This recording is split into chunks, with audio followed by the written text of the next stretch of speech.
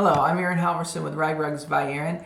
And if you happened to join me last week, I showed you how to make fabric twine out of scraps of material like this.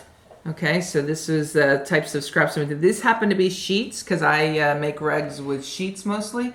It could be from your sewing projects or from your clothing, or you could just rip some up if you just want to do it this way. So I think it's a really cool thing. This is the twine, what the twine looks like that I'm going to be using it, like twine yarn. I don't know if that's a term, but I'm making it one right now. So it's twine yarn, and here's a big ball of it too. Okay, I'm going to show you how to make a rag rug. Now listen, I'm just going to show you the basic oval rug. That's my beginner oval. And if this is your first rag rug, I suggest you go back and view that. And you can make any shape rug with this twine.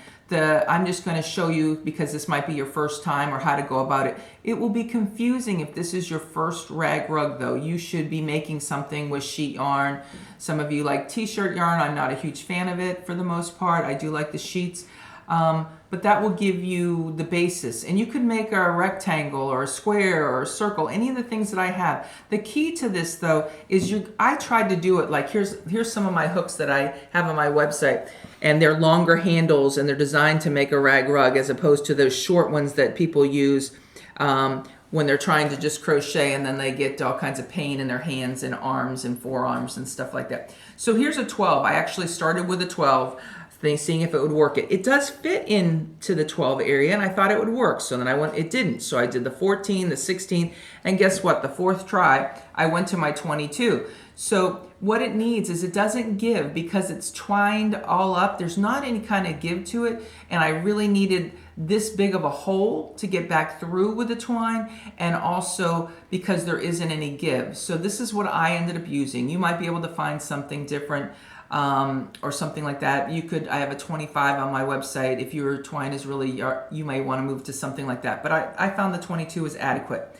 So you can make any rag rug, but if not, you need to go back to, it shouldn't be your first one. You need to, make another rug before, at least, so you can find the holes, because that can be a challenge for the first few rugs for a lot of you. So Lyle, I'm going to have you come around. We're going to stick with a basic oval, and I'm going to go ahead and get started and show how to do this. The first thing we're going to do is we're going to make sure that your tail is really long. When I talk about my videos and I'm making videos, I show that I really like a long tail so you can hide the tail. This one needs to be over 2 feet. To make it so you can hide it well and incorporate. So I'm going to incorporate it like I show my new favorite way to hide the tail. I'm using that technique from that video. I have over 120 videos at this point. Okay, so we're going to make a slip knot, and you may make it different than me. That's fine, as long as it's a slip knot. So you're going to cross over and feed it through the back. Hold on to both pieces and pull it a little bit. Don't pull it too tight. Some of you get really kind of crazy. You need to relax. This is a rag rug. Now look how short the tail is now. So it's even shorter now. So don't start. You get this little nub tail, you're going to be angry at yourself when you're trying to get it fit in, because it's going to be poking out. So then you're going to slip your 22 or larger, and see that I've got some, it's loose here. You don't make it too tight. I teach classes, and I travel and I teach classes here at my home, and I also teach them in a few other places locally, and people get too tight, and then it makes it crazy. So what you're going to do is you're going to run both of these together. I like to hide it at one time, hide the tail, and pretend this is just one piece. But this will spin around like this if you're not careful, so I kind of hold it with this other hand right here in place. So you're going to cross over and pull it through. You're going to do chain stitches. You're going to do, 5, 6 chain stitches. 1, cross over, pull it through. 2, see how loose I'm leaving it? 3, I'll show you in just a second. See how loose? Look at how loose that is. You need to be leaving it loose like that. 4, 5, I'm going to leave it there. Now this may or may not pop out, the tail. Don't worry about it. I'll show you how to feed it back in as you get around if it does. This one looks like it might stay okay. So you work from right to left. We're working like this. We're going to flip our work, and we're going to be doing an oval. So you're going to be working back down here, come around this end and work back up here. So that's how we're going to form our oval. So we're going to, that was the chain stitches, and you can make it a lot longer if you wanted a big long rug. I like in the fatter squatter rugs lately. So you're going to go into this hole right here and grab your material or grab your twine and pull it up on top of your work. Cross over and pull them off. Make sure you keeping it loose. Okay, here's your second hole. Again, if this is your first rug, you need to be watching the other one because it will be more obvious if you've already practiced. Go into it, grab your material, cross over and pull the back two off. On my beginner rug, I go into a lot more detail, and on most of my rugs, but because you should have already made a rug, you should be, starting there. Go into the next hole. We're going to go all the way down to the end. Grab the material. Got two on. Cross over. Pull the back two off. Make sure you're leaving it loose enough, because this starts looking kind of like a mess if you're not careful. Well, it will look like a mess. It will. Okay, so now you're going to go here. Hopefully Lyle's getting the camera not missing. This is pretty thick, this area of twine. Material must have been thick that I was making the twine with. Here's your end. So what you need to do is you need to go 3 times into the first end to get around. So ideally one stitch is going to be here facing this way, loosen it up, and the second stitch will be up here on the very tip of the rug, and the third stitch will be facing the other side because you're going to be coming back down. So let's go ahead and do the same exact stitch but all in this hole. You're going to put it in. I can see I'm going to have to loosen up that ball. I had it in a rug form and I pulled it out so I could show you. Now you see I'm not pulling it tight. There was one that's facing this way.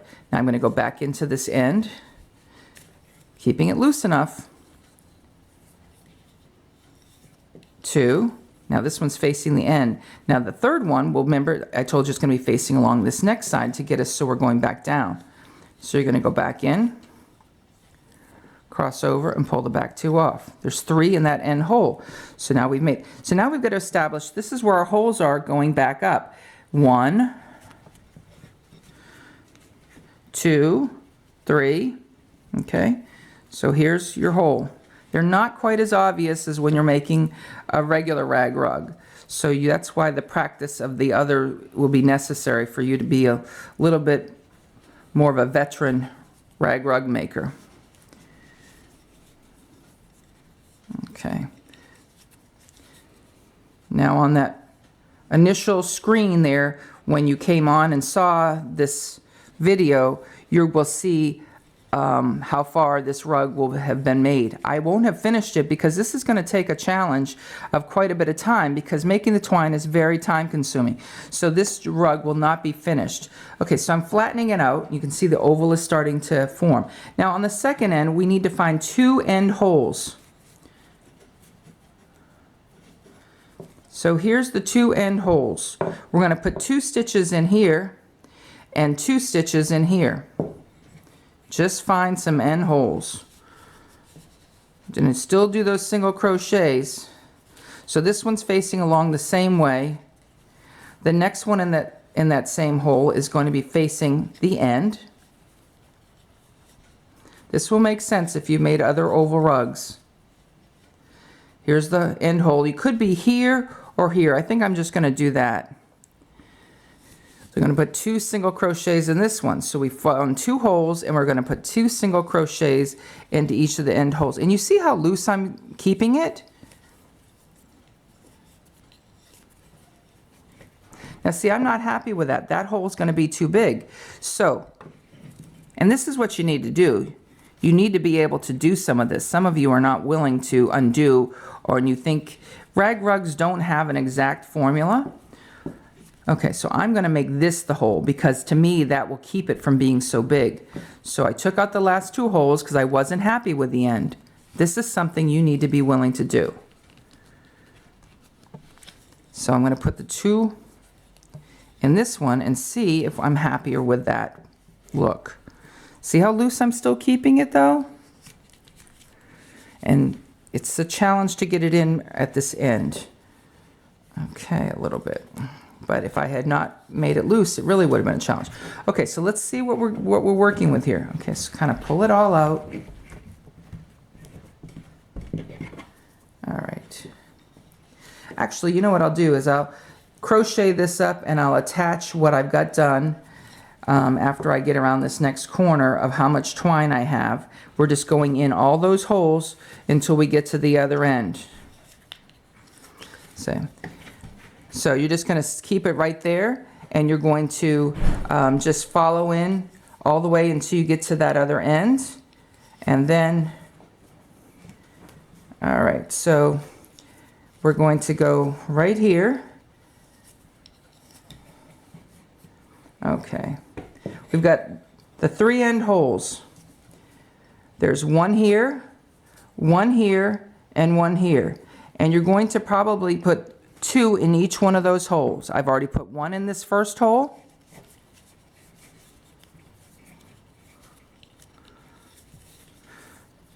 And then we're going to put 2 in here, because that was the second one. 2 in this end hole. I'm a little distracted. We had some visitors come in the back door, so they're patiently waiting until I get my filming done, which I'm almost done with this part. So there's 2 going to be in this end. And then here's the third end hole, and we're going to put 2 in here. 1 and 2. Let's take another look at it, lay it out flat a little bit. So now your oval is starting to form. As you get to this other end, you're going to have to kind of decide where you put your extra stitches as you come around the oval. You can watch my other videos, when to add extra stitches to your rag rug. You can watch the oval beginner video, and it will show you that. And you're just going to come down here, and some of these will require 2 in order to get all the way around. But I'm going to cut here. I'll get the rug made to what I've got my twine for, and you can see how it's looking. I'm super excited about this. You got this little tab here, and this is your tail. You know, just feed it in somewhere so it doesn't stick so much. That's good enough. You're not going to see that.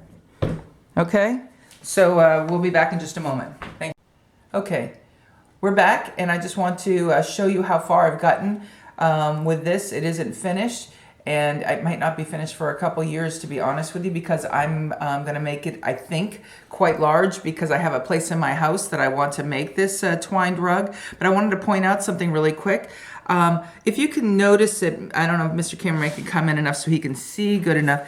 So on this end, you need to show the whole rug so he can see it, they can see it. This end is a little fuller, I've noticed, and this is something you should do with all your rugs, especially if they have some sort of elliptical shape. This side's a little fuller. The reason why this is fuller is possibly I added stitches in the wrong way, but what I see most commonly is right in here. This is thicker twine, so this makes it fuller over here. So what I'm going to want to do is keep in mind that I might want to put an extra stitch in over here as opposed to here, maybe to keep it full. And then when I get down back around here, I'm going to maybe add, it's a little narrower, and so this doesn't get out of control, maybe add extra stitch or 2 here as opposed to down there. So these are things that you have to continue to adjust, and you can watch my video on when to add stitches to your rag rug. That'll help. And also I will put down along the screen, depending if you're watching on the computer or not. I'm not sure how you watch it most of the time, but there'll be a place where the beginner oval rag rug you can see, and then directly follow this I'll have attached the video that shows how to make the twine itself. So if you haven't subscribed or liked, I would appreciate either one of those things, and I will see you next time for my next video. Thank you. Hi, this is Erin Halvorsen, the Rag Rugs by Erin. Today we're going to be talking about making twine, fabric twine. Some people might call this a rope, but rope usually is involving 3 strands instead of 2. I'm going to show you how to make it out of scrap material, and in my case I'm going to be using mostly sheets because that's what I make most of my rag rugs by. So here's like what I'm going to be using. These are leftover sheets, as you can see. And you're going to use something anywhere from 1/4 inch to inch wide, and it's going to show you how how do you mix all these different things up together, and I'm going to show you the little interesting quick process of using all your scraps up. And then next week I'm going to show you how to make a rag rug using this fabric twine. So let's go ahead and get started. You can see how gorgeous I think it is. If you like scrappy stuff, many of you will think this is very cool as well. The possibilities are endless of what you can make with something like this, in my opinion. Here's my little rug here that I've got started, which I'll show you the next time. And this is made with it, which is super cool, I think, and I'm so excited about it, and I'll tell you how to do that. But let's go ahead and get started.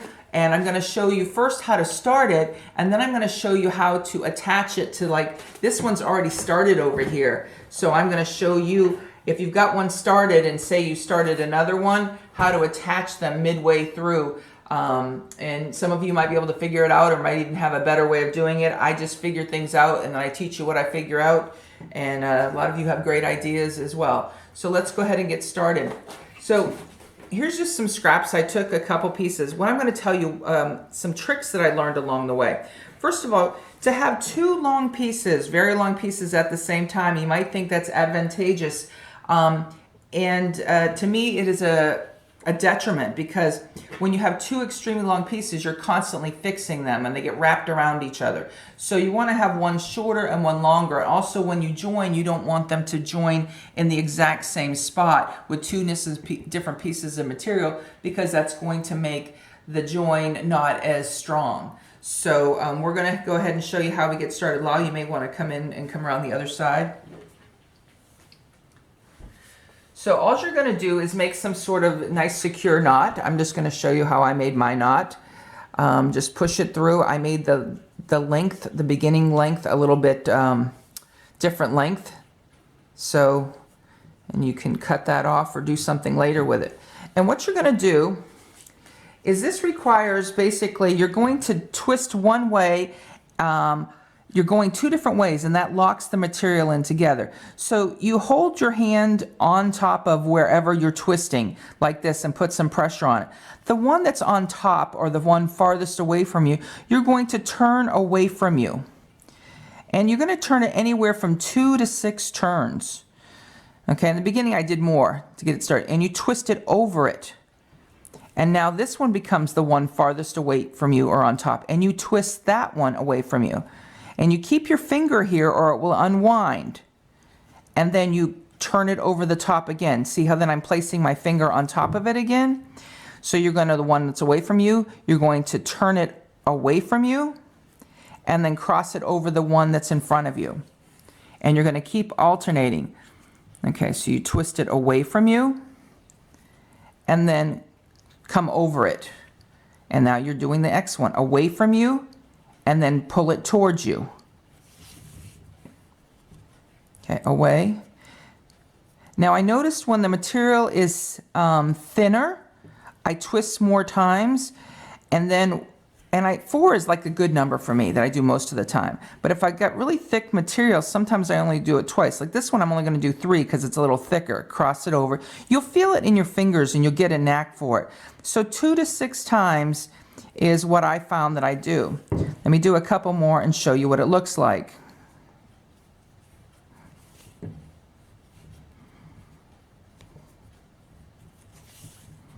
And you see how I keep pulling it and fixing it?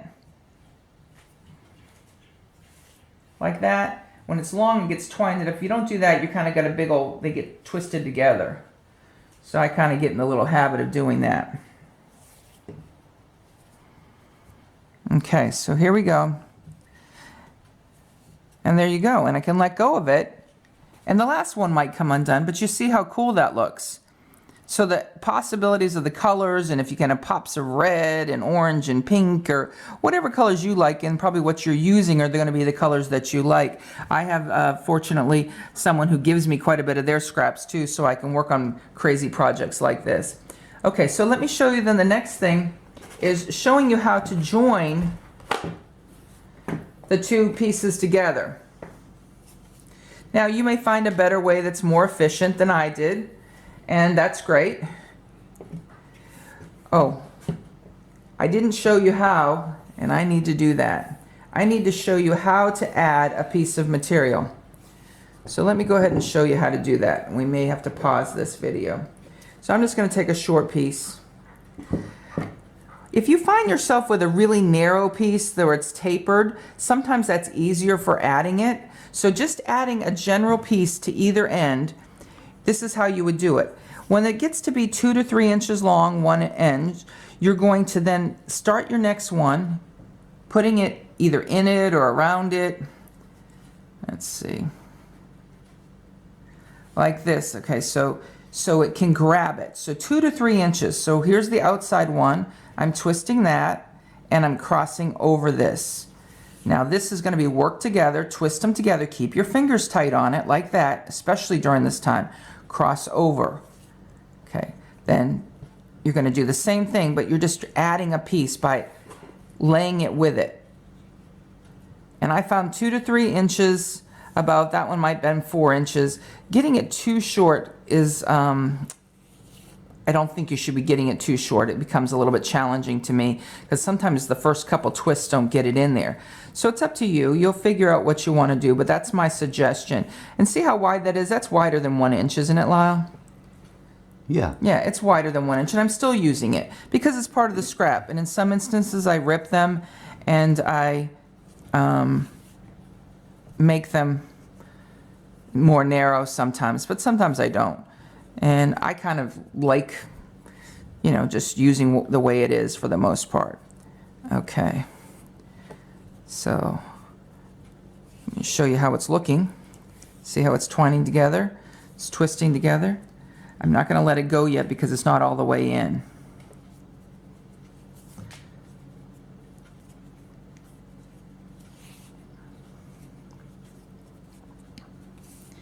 Now, to me, I'm going to show you on next week how to make a rug with it. But I mean, you could make belts with it, you could braid them together and make cool designs. The possibilities are absolutely endless to your imagination of what you could do with this twine. Okay, so now I'm going to show you how to add another piece to it. So we're going to add this one. I'll just add this little short one, that'll be easier. So you can see how to add it. What I did is I took one of the pieces and started adding it from the other one.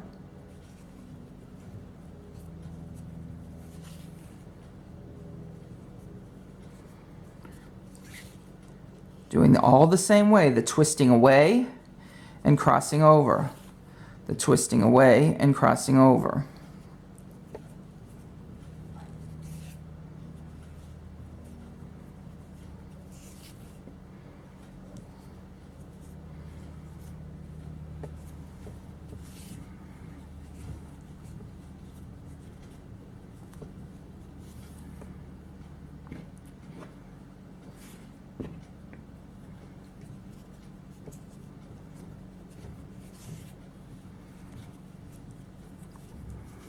Okay, we're going to pause and I'll bring you back when I'm a little farther down.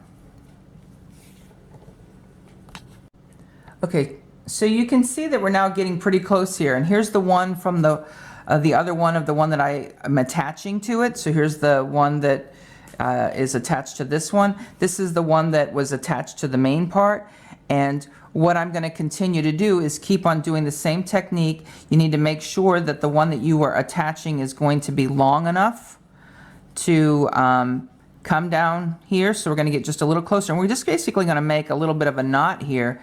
And it's not a perfect situation, so you may come up with a better way, and ideally you wouldn't need to do this if you were just continuing on, but things don't always happen that way. So here I'm just going to make a knot, and some of you may have some really great knot skills. I'm not trying to be sarcastic or smart, but some people just are really good with knots. I won't profess that by any stretch of the imagination. You see how tight I'm making it? I'm going to cross it around and do it again, and make another knot, and then show you what it looks like. Make it really tight when you pull it.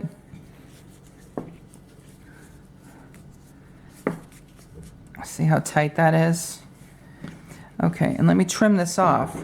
And Just make sure you don't get into the other one. So there you go. You can trim it just a little bit better. Sorry, I keep hitting Mr. Cameraman here, Lyle. And whatnot. But remember, this is just twine and scrap. This isn't the Taj Mahal that we're going to be showing this in. So this is an idea here of how you can do it. And then you will notice some places that you want to trim things. And you can just go back over it and come in. So that's a pretty good little place. If you move it around, you really can't see very much. It's right here. So that's pretty good. It's pretty well hidden. So that's how you add it together, and then let's see what kind of things you can come up with your twine. But that's how you make it, really super cool. And come back next week and I will show you how to make a rug with it. Thank you.